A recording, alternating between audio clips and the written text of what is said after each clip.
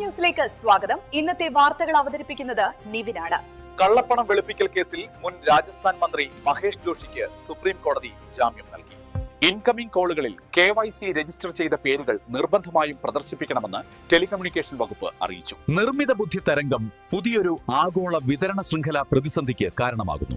Europe 2027ഓടെ Russian വാതക ഇറക്കുമതി നിർത്തലാക്കുന്നതിനുള്ള കരാറിൽ എത്തിച്ചേർന്നു. ഓഹരി വിപണികൾ തുടർച്ചയായ വിദേശ ഫണ്ട് ഒഴുക്കിനിടയിൽ ആദ്യകാല ഇടപാടുകളിൽ താഴുന്നു.